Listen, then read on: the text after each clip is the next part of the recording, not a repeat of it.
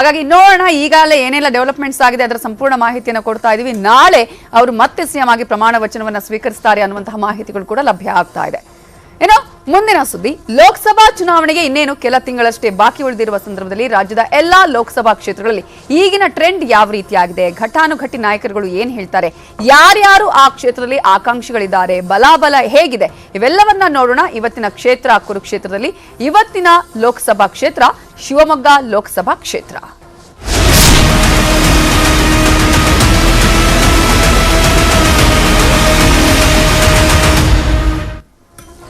ಲೋಕಸಭಾ ಸಮರಕ್ಕೆ ಸಜ್ಜಾಗಿದೆ ಶಿವಮೊಗ್ಗ ಲೋಕ ರಣಕಣ. ಬಿಎಸ್ವೈ ಅವರ ಕರ್ಮಭೂಮಿಯಲ್ಲಿ ಮತ್ತೆ ಕಮಲ ಅರಳುತ್ತ. ಬಂಗಾರಪ್ಪ ಹೆಸರಲ್ಲಿ ಕ್ಷೇತ್ರ ಕಬಳಿಕೆಗೆ ಕಾಂಗ್ರೆಸ್ ಇಲ್ಲಿ ರಣತಂತ್ರವನ್ನ ಹೆಣಿತಾ ಇದೆ. ಈ ಸಲ ಹೇಗಾದ್ರೂ ಮಾಡಿ ಗೆಲುವನ್ನ ಸಾಧಿಸಬೇಕು ಅನ್ನುವಂತಹ ಚಿಂತನೆಯಲ್ಲಿ ಆ ಪ್ರಯತ್ನದಲ್ಲಿ ಕಾಂಗ್ರೆಸ್ ಇದೆ. ಆದರೆ ಬಿಜೆಪಿ ತನ್ನ ಪಾರುಪತ್ಯವನ್ನ ಮುಂದುವರಿಸೋದಕ್ಕೆ ಬೇಕಾದಂತಹ ಎಲ್ಲಾ ಪ್ರಯತ್ನಗಳನ್ನ ಮಾಡ್ತಾ ಇದೆ. ಹಾಗಾದ್ರೆ ಇದೇ ವಿಚಾರಕ್ಕೆ ಸಂಬಂಧಪಟ್ಟ ಹಾಗೆ ನಾಯಕರುಗಳು ಏನೇನು ಹೇಳಿದ್ದಾರೆ ನೋಡೋಣ. ಇವತ್ತು ಜಿಲ್ಲೆಯಲ್ಲಿ ಪ್ರತಿ ತಾಲೂಕಿನಲ್ಲೂ ಕೂಡ ಈಗಾಗಲೇ ನಾವು ಕಾರ್ಯಕರ್ತರ ಸಭೆಗಳನ್ನು ಮಾಡಿ ಎಲ್ಲ ಕಡೆನೂ ಕೂಡ ಓಡಾಡಿ ಕಾರ್ಯಕರ್ತರನ್ನು ಇವತ್ತು ಹುರಿದುಂಬಿಸತಕ್ಕಂಥ ಕೆಲಸವನ್ನು ಮಾಡ್ತಾ ಇದ್ದೇವೆ.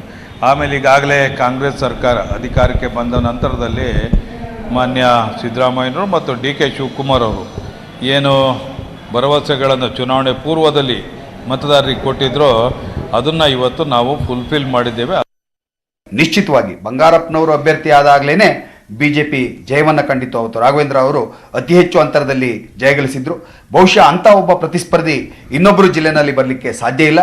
ರಾಘವೇಂದ್ರರವರ ವ್ಯಕ್ತಿತ್ವ, ನಡವಳಿಕೆ, ಅವರು ಮಾಡಿರ್ತಕ್ಕಂಥ ಸಾಧನೆ, ಮೋದಿ ಸರ್ಕಾರದ ಸಾಧನೆ, ಜಿಲ್ಲೆಯ ಅಭಿವೃದ್ಧಿ, ಇದೆಲ್ಲದರ ಜೊತೆಗೆ ಈ ಬಾರಿ ಮತ್ತೊಮ್ಮೆ ಬಿಜೆಪಿ ಕಮಲ ವಿಜೃಂಭಿಸೋದ್ರಲ್ಲಿ ಯಾವುದೇ ಅನುಮಾನ ಇಲ್ಲ. ಅದಕ್ಕೆ ಕಾರ್ಯಕರ್ತರ ಪಡೆ ಸನ್ನದ್ಧಾಗಿದೆ.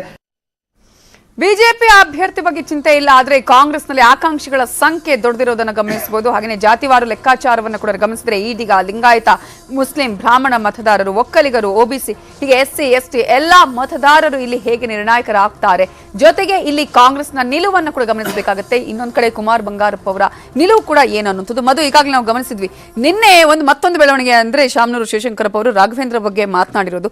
ಸೊ ಏನ್ ಆಗ್ತಾ ಇದೆ ಶಿವಮೊಗ್ಗದಲ್ಲಿ ಈಗ ಸದ್ಯದ ಟ್ರೆಂಡ್ ಹೇಗಿದೆ? ಶಿವಮೊಗ್ಗ ಅಂತ ಅನ್ನೋದಕ್ಕಿಂತ ಹೆಚ್ಚಾಗಿ ಯಡಿಯೂರಪ್ಪನವರು ಮತ್ತು ಶಾಮನೂರವರ ಸಂಬಂಧ ಪಕ್ಷಾತೀತವಾಗಿರುವಂಥದ್ದು ಅದು ಗೊತ್ತಿರುವಂಥದ್ದು. ಯಾಕಂದ್ರೆ ಸಮುದಾಯ ಮತ್ತು ವೀರಶೈವ ಮಹಾಸಭಾ ಇಂತಹ ಚಟುವಟಿಕೆಗಳ ವಿಚಾರವಾಗಿ. ಆದರೆ ಪಕ್ಷದ ಒಬ್ಬ ಹಿರಿಯ ನಾಯಕರಾಗಿ ಈ ರೀತಿ ಹೇಳಿಕೆ ಕೊಡುವಂಥದ್ದು ಒಂದು ರೀತಿ ಕಾಂಗ್ರೆಸ್ಸೇ ಕ್ಯಾಂಪೇನ್ ಮಾಡ್ದಂಗೆ. ಓಕೆ, ಇವತ್ತು ಅದ್ರ ಬಗ್ಗೆ ದೊಡ್ಡ ಚರ್ಚೆಗಳು, ಟೀಕೆಗಳು, ಪರ ವಿರೋಧ ಮಾತುಗಳು ಮತ್ತು ಅಭಿಮಾನದಿಂದ ಮಾತಾಡಿದ್ದಾರೆ ಅಂತ ಯಡಿಯೂರಪ್ಪನವರು ಹೇಳೋದು ಓಕೆ. ಅದೆಲ್ಲದರ ಹೊರತಾಗಿ ರಾಘವೇಂದ್ರ ಅವ್ರಿಗೆ ಗ್ರೌಂಡಲ್ಲಿ ಹೇಗಿದೆ ಅಂತಂದ್ರೆ ಅದನ್ನ ಕೂಡ ನೋಡೋದಾದ್ರೆ ಓಕೆ, ಯಡಿಯೂರಪ್ಪನವರ ಶ್ರೀರಕ್ಷೆ ಸಹಜವಾಗಿದೆ, ವಿಜಯೇಂದ್ರ ಅವರ ನಾಯಕತ್ವ ಸಿಕ್ಕಿದೆ. ಆದರೆ ವಿಜಯೇಂದ್ರ ಅವರು ವಿಧಾನಸಭಾ ಚುನಾವಣೆ ತಮ್ಮ ಕ್ಷೇತ್ರದಲ್ಲಿ ತುಂಬಾ ತಿಣುಕಾಡಿ ಗೆದ್ದಿದ್ದಾರೆ. ಸೊ ಈ ಸಲ ಹೇಗೆ ಇಡೀ ಜಿಲ್ಲಾ ರಾಜಕಾರಣವನ್ನ ಹಿಡಿತದಲ್ಲಿ ಇಟ್ಕೊಂತಾರೆ ಅನ್ನೋ ಒಂದು ಪ್ರಶ್ನೆ ಕೂಡ ಸಹಜವಾಗಿದೆ. ಆದರೆ ಯಡಿಯೂರಪ್ಪನವರ ಅಸ್ತಿತ್ವ ಇರೋವರೆಗೂ ಕೂಡ, ಅಲ್ಲಿ ಅವರ ಆಕ್ಟಿವ್ ಪಾರ್ಟಿಸಿಪೇಷನ್ ಇರೋವರೆಗೂ ಕೂಡ ಅಲ್ಲಂತೂ ಸಹಜವಾಗಿ ರಾಘವೇಂದ್ರ ಅವ್ರಿಗೊಂದು ಅತಿ ದೊಡ್ಡ ಆಶೀರ್ವಾದ ಇದ್ದೇ ಇರುತ್ತೆ.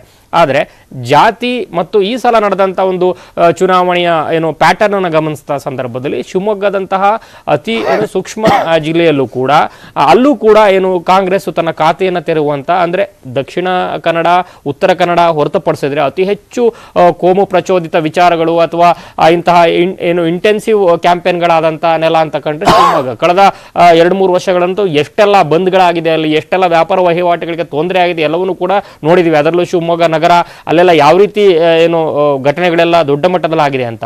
ಆದರೆ ಅದರ ಹೊರತಾಗಿ ಈ ಸಲ ವಿಧಾನಸಭಾ ಚುನಾವಣೆಯಲ್ಲಿ ಜಾತಿ ಪ್ರಜ್ಞೆಯಲ್ಲಿ ಜಾಗರೂಕ ಆಗಿ ಕಾಂಗ್ರೆಸ್ನ ಹುರಿಯಾಳುಗಳು ಕೂಡ ಗೆದ್ದಿರೋದ್ರಿಂದ ಮತ್ತು ಗ್ಯಾರಂಟಿಯ ವಿಚಾರಗಳು ಯಾವ ರೀತಿಯ ಪ್ರತಿಫಲನ ಆಗುತ್ತೆ. ಮತ್ತು ಈ ಸಲ ಮಧು ಬಂಗಾರಪ್ಪ ಅವರು ಕಳೆದ ಒಂದು ದಶಕಕ್ಕೆ ಹೋಲಿಸಿದ್ರೆ ಈ ಸಲ ಹೆಚ್ಚು ಆಕ್ಟಿವ್ ಆಗಿ ಮತ್ತು ಸಂಘಟನೆಯಲ್ಲಿ ಹೆಚ್ಚೆಚ್ಚು ತೊಡಗಿಸ್ಕೊಂಡಿದ್ದಾರೆ. ಈ ಸಲ ಗ್ಯಾರಂಟಿ ಒಂದು ಗೆಲ್ಲಿಸ್ಕೊಡ್ಬೇಕು ಅನ್ನೋ ಲೆಕ್ಕಾಚಾರದಲ್ಲಿ ಏನಿದ್ದಾರೆ ಅದು ಸಕ್ಸಸ್ ಆಗುತ್ತೆ ಅನ್ನೋದು. ಯಾಕಂದ್ರೆ ಗೀತಾ ಶಿವರಾಜ್ ಕುಮಾರ್ ಈಗಾಗಲೇ ಸೋಲನ್ನು ಕಂಡಿದ್ದಾರೆ ಮತ್ತು ರಾಘವೇಂದ್ರ ವರ್ಸಸ್ ಗೀತಾ ಶಿವರಾಜ್ ಕುಮಾರ್ ಅಂತ ನೋಡಿದಂಥ ಸಂದರ್ಭದಲ್ಲಿ ಸರ್ಫೇಸ್ ಲೆವೆಲ್ ಅಲ್ಲಿ ಅಫ್ಕೋರ್ಸ್ ಅಪ್ಪರ್ ಹ್ಯಾಂಡ್ ರಾಘವೇಂದ್ರ ಕಾಣಿಸ್ತಾರೆ. ಆದರೆ ಅದರ ಹೊರತಾಗಿ ಅಲ್ಲಿರುವಂತ ಕಾಂಗ್ರೆಸ್ ನಾಯಕರು ಯಾವ ರೀತಿ ಕೆಲಸ ಮಾಡ್ತಾರೆ, ಡಿ.ಕೆ. ಶಿವಕುಮಾರ್ ಅವರು ಯಾವ ರೀತಿ ಕೆಲಸ ಮಾಡ್ತಾರೆ, ಈಡಿಗ ಸಮುದಾಯ ಸಂಪೂರ್ಣವಾಗಿ ಇವ್ರ ಜೊತೆ ಬರುತ್ತಾ, ಈ ಕಾರಣಕ್ಕೋಸ್ಕರ ಕುಮಾರ್ ಬಂಗಾರಪ್ಪ ಅಂತವ್ರನ್ನು ಕೂಡ ಒಳ ಸೆಳ್ಕೊಬೇಕು ಅನ್ನೋ ಲೆಕ್ಕಾಚಾರ ಏನಿದೆ. ಅದಕ್ಕೆ ಮಧು ಬಂಗಾರಪ್ಪ ಅವರ ಆಕ್ಷೇಪ ಏನಿದೆ, ಎಲ್ಲವನ್ನು ಕೂಡ ಯಾವ ರೀತಿ ಮಟೀರಿಯಲೈಸ್ ಮಾಡ್ತಾರೆ ಅನ್ನೋದ್ರ ಮೇಲೆ ಮತ್ತು ಕ್ಯಾಂಡಿಡೇಟ್ ಯಾರು ಅನ್ನೋದ್ರ ಮೇಲೆ ಕಾಂಗ್ರೆಸ್ನ ಲೆಕ್ಕಾಚಾರಗಳು. ಆದರೆ ಮೇಲ್ನೋಟಕ್ಕಂತೂ ಏನೇ ಕ್ಯಾಸ್ಟ್ ಕಾಂಬಿನೇಷನ್ ಅಥವಾ ಏನೇ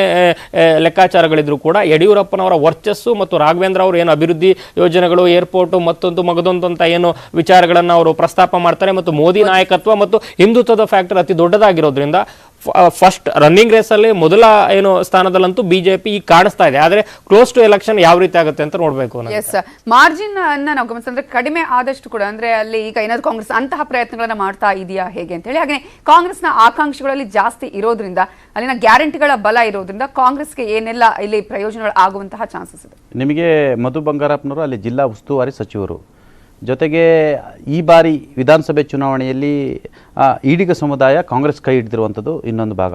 ಮತ್ತೊಂದು ಕಡೆ ಅಲ್ಲಿರ್ತಕ್ಕಂಥ ಶಿವಮೊಗ್ಗದಲ್ಲಿ ನಡೀತಕ್ಕಂಥ ಕೋಮುದಳ್ಳೂರಿ ಇದರ ಲಾಭವನ್ನು ಭಾರತೀಯ ಜನತಾ ಪಕ್ಷವನ್ನು ಪಡ್ಕೊಳ್ಳುತ್ತೆ, ಕಾಂಗ್ರೆಸ್ ಪಕ್ಷವನ್ನು ಪಡೆದುಕೊಳ್ಳುತ್ತೆ. ಕಾಂಗ್ರೆಸ್ ಪಕ್ಷ ಒಂದು ವರ್ಗದ ಮತಗಳನ್ನು ಪಡೆದುಕೊಳ್ಳಲಿಕ್ಕೆ ಸಹಾಯ ಆಗುತ್ತೆ ಮತ್ತು ಬಿ ಜೆ ಪಿಗೆ ಇನ್ನೊಂದು ವರ್ಗದ ಮತಗಳನ್ನು ಪಡಲಿಕ್ಕೆ ಸಹಾಯ ಆಗುತ್ತೆ. ಪ್ರಮುಖವಾಗಿ ಗೀತಾ ಶಿವರಾಜ್ ಕುಮಾರ್ ಅವರನ್ನ ಚುನಾವಣೆಗೆ ನಿಲ್ಲಿಸಿ ನಮ್ಮ ಕುಟುಂಬದವ್ರನ್ನ ಗೆಲ್ಲಿಸಬೇಕನ್ನೋದು ಮಧು ಬಂಗಾರಪ್ಪ ಲೆಕ್ಕಾಚಾರ. ಆದರೆ ಆಂತರಿಕವಾಗಿ ಶಿವಮೊಗ್ಗ ಕಾಂಗ್ರೆಸ್ನಲ್ಲಿ ಇದು ಯಾರಿಗೂ ಕೂಡ ಇಷ್ಟ ಇಲ್ಲ. ಸ್ವತಃ ಎಲ್ಲಿ ಮಧು ಬಂಗಾರಪ್ಪನವರು ಡಾಮಿನೇಟ್ ಆಗ್ತಿರುವಂಥದ್ದು, ಮತ್ತೊಂದು ಕಡೆ ಸಾಗರದ MLA ಆಗಿರ್ತಕ್ಕಂಥ ಬೇಳೂರು ಗೋಪಾಲ್ ಕೃಷ್ಣರವರನ್ನ ಕಡೆಗಣಿಸ್ತಿರೋ ಕಾರಣಕ್ಕಾಗಿ ನೇರವಾಗಿ ಮಧು ಬಂಗಾರಪ್ಪನವರಿಗೆ ವಿರೋಧ ವ್ಯಕ್ತಪಡಿಸ್ತಿರುವಂಥದ್ದು. ಮತ್ತು ನಾನೇ ಅಭ್ಯರ್ಥಿ, ನಾನು ಕೂಡ ಲೋಕಸಭೆಯ ಅಭ್ಯರ್ಥಿ ಆಗಿ ಇಷ್ಟಪಡ್ತೀನಿ ಮತ್ತು ನಾನು ಕೂಡ ಕಾಂಪಿಟೇಟರ್ ಅಂತೇಳಿ ನೇರವಾಗಿ ಇದು ಮಾಡಿರುವಂಥದ್ದು. ಅಂದರೆ ಅಲ್ಲೇ ಎಲ್ಲ ಒಂದು ಕಡೆ ಮಂತ್ರಿ ಮತ್ತು ಶಾಸಕರ ನಡುವೆ ಇರತಕ್ಕಂಥ ರಿಫ್ಟ್ಗಳು, ಜೊತೆಗೆ ಅಲ್ಲಿ ತೀರ್ಥಹಳ್ಳಿಯ ಮಾಜಿ MLA ಎಕ್ಸ್ ಮಿನಿಸ್ಟರು, ಆ ಭಾಗದಲ್ಲಿ ಸಜ್ಜನ ರಾಜಕಾರಣಿ ಅಂತಲೇ ಕರೆಸ್ಕೊಳ್ತಕ್ಕಂಥ ಕಿಮ್ಮನೆ ರತ್ನಾಕರ್ ಹೆಸರು ಕೂಡ ಮುನ್ನೆಲೆಗೆ ಬಂದಿರುವಂಥದ್ದು, HS ಸುಂದರೇಶ್ವರ್ ಹೆಸರು ಕೇಳಿ ಬಂದಿರುವಂಥದ್ದು. ಎಲ್ಲ ಒಂದು ಕಡೆ ನೀವು ಗೆಲ್ಸ್ಕೊಂಡು ಬರ್ತೀವಿ ಅಂತೇಳಿ ನಿಮ್ಮ ಸಿಸ್ಟ್ರಿಗೆ ಟಿಕೆಟ್ ಕೊಡ್ತೀವಿ ಅಂತ ಕಾಂಗ್ರೆಸ್ ಪಕ್ಷ ಹೇಳ್ತಿದೆ. ಆದರೆ ಅಲ್ಲಿನ ಪರಿಸ್ಥಿತಿ ಬೇರೆ ಇರ್ತಕ್ಕಂಥ, ಯಾಕಂತೇಳಿದ್ರೆ ನಿಮಗೆ ರಾಘವೇಂದ್ರ ಅವ್ರನ್ನ ಸೋಲಿಸೋದು ಅಷ್ಟು ಸುಲಭದ ಮಾತಲ್ಲ. ಯಾಕಂತೇಳಿದ್ರೆ ರಾಘವೇಂದ್ರ ಅಲ್ಲಿ ಬೇರೂರು ಇರ್ತಕ್ಕಂಥದ್ದು. ಯಾಕಂತೇಳಿದ್ರೆ ಈ ಬಾರಿ ನಿಮಗೆ ಅದು BJP ರಾಜ್ಯಾಧ್ಯಕ್ಷರ ಜಿಲ್ಲೆ, ಯಾಕಂದರೆ ಮತ್ತು ಶಾಸಕರ ಜಿಲ್ಲೆ, ಅವರು ಶಿಕಾರಿಪುರದ MLA ಕೂಡ ಆಗಿರುವಂಥದ್ದು. ಮತ್ತು ಯಡಿಯೂರಪ್ಪನವರ ಅಸ್ಮಿತೆ ನಿಮಗೆ ಶಿವಮೊಗ್ಗ ಜಿಲ್ಲೆ.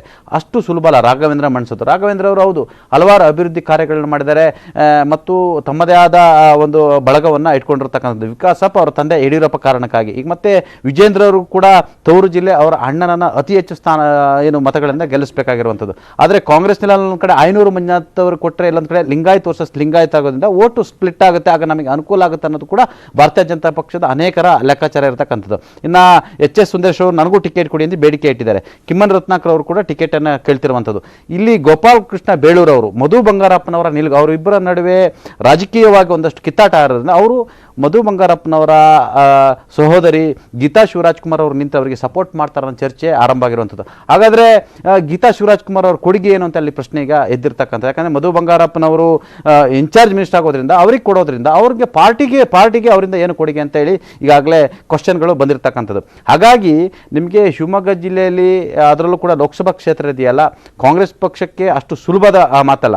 ಈ ಬಾರಿ ವಿಧಾನಸಭೆ ಚುನಾವಣೆಯಲ್ಲಿ ಈಡಿಗ ಸಮುದಾಯ ಒಂದಷ್ಟು ದೀವರ ಸಮುದಾಯ ಕೈ ಹಿಡಿದ ಕಾರಣಕ್ಕೆ ಈ ಲೆಕ್ಕಾಚಾರದಲ್ಲಿ ಒಂದಷ್ಟು ಅಲ್ಪಸಂಖ್ಯಾತರು, OBC ಮತಗಳು, ಅದೇ ಈಡಿಗ ಮತಗಳು ಮತ್ತು ಗ್ಯಾರಂಟಿಯನ್ನು ನಂಬಿಕೊಂಡು ಮಧು ಬಂಗಾರಪ್ಪನ ತಮ್ಮ ಸಹೋದರಿಗೆ ಕೊಟ್ಟರೆ ಅನುಕೂಲ ಅನ್ನೋದು ಅವ್ರ ಲೆಕ್ಕಾಚಾರ. ಯಾಕಂತ ಹೇಳಿದ್ರೆ ನಿಮಗೆ ಅಲ್ಲಿ ಕೊಡೋದ್ರಿಂದ ಒಂದು ಕಡೆ ಅವ್ರ ಇನ್ಚಾರ್ಜ್ ಮಿನಿಸ್ಟರ್ ಇರ್ತಕ್ಕಂಥದ್ದು, ಸರ್ಕಾರ ಇರ್ತಕ್ಕಂಥದ್ದು ಮತ್ತು ಸಂಪನ್ಮೂಲ ಕ್ರೋಢೀಕರಣಕ್ಕೂ ಕೂಡ ಚುನಾವಣೆಗೆ ಸಂಪನ್ಮೂಲ ಕ್ರೋಢೀಕರಣ ಮಾಡಲಿಕ್ಕೆ ಕೂಡ ಅವಕಾಶ ಆಗುತ್ತೆ.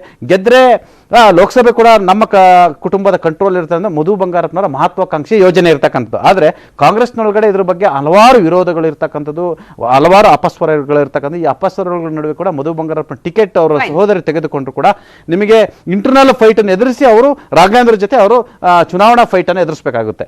ಎಸ್, ನೋಡೋಣ ಏನ್ ಆಗತ್ತೆ ಅಲ್ಲಿ ಅನ್ನುವಂಥದ್ದು. ಸದ್ಯಕ್ಕಂತೂ ಶಿವಮೊಗ್ಗ ಲೋಕ ರಣಕಣವನ್ನು ನಾವು ಗಮನಿಸಿದ್ರೆ ಈಗ ಬಿಜೆಪಿ ಪರವಾಗಿ ಇದೆ. ಕಾಂಗ್ರೆಸ್ ಏನೆಲ್ಲ ಅಲ್ಲಿ ಸ್ಟ್ರಾಟಜಿಯನ್ನ ಮಾಡುತ್ತೆ ಕಾದು ನೋಡೋಣ. ಥ್ಯಾಂಕ್ ಯು ಸೋ ಮಚ್ ಕೂಡ ಚುನಾವಣಾ ಚದುರಂಗದಲ್ಲಿ ಪಾಲ್ಗೊಂಡಿದ್ದಕ್ಕಾಗಿ. ಇದೇ ಹೊತ್ತಿನ ಚುನಾವಣಾ ಚದುರಂಗ ನೋಡ್ತಾ ಇರಿ ನ್ಯೂಸ್ 18 ಕನ್ನಡ. ಜಾಲ ನಮ್ಮದು, ಬಲ ನಿಮ್ಮದು.